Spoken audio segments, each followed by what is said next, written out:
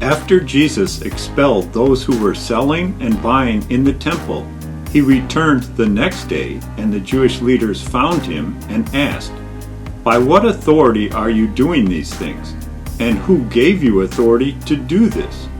They should have recognized God's authority in the Lord, but they disdained it, since they deeply loved the petty authority of the world.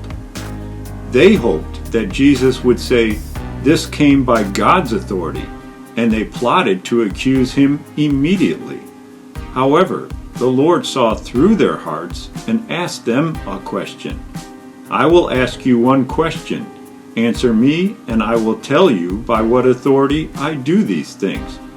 Was the baptism of John from heaven or from man?" This excellent question was very awkward for the Jewish leaders. If they said that John's authority came from heaven, it would show that they ignored the authority coming from heaven, since they rejected him earlier. Despite this, they could not say that it came from man. This was because they feared the people, for they considered John to be a true prophet.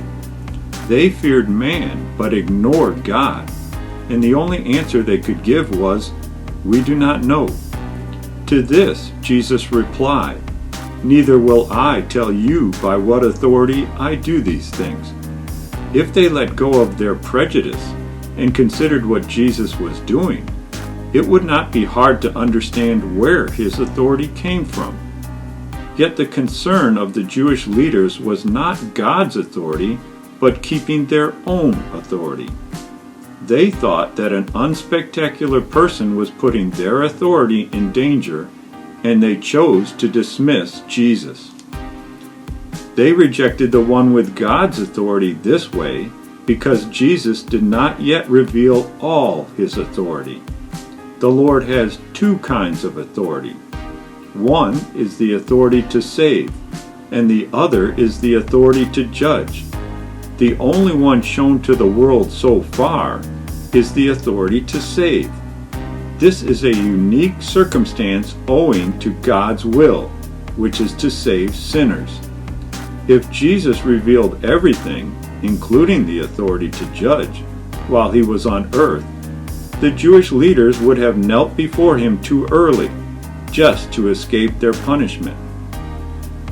However, the Lord wants to have fellowship with those who repent with a sincere heart, give thanks for the Lord's grace, and love him in any circumstance. This is why the Lord still hides the authority to judge and only reveals the authority to save. The Lord uses the church. He also established his servant to lead the church. He makes his servant carry this heavy burden and undergo all kinds of unfairness to keep the ministry of salvation going. Yet because the authority of judgment cannot be seen, things still happen in the church that are similar to what the Jewish leaders did. They disregard the authority to save and oppose the ministry of salvation. Let's not abuse the Lord's will while he seeks people who sincerely repent and love. The gospel rests on the fact that there will be a fearful judgment. If we reject the Lord when he shows the authority of salvation, we will face a fearful reality when he shows the authority of judgment later. Let's understand the Lord's heart while he conceals the authority of judgment and is being patient now. Let's unite our hearts to build a church which powerfully demonstrates the authority of salvation.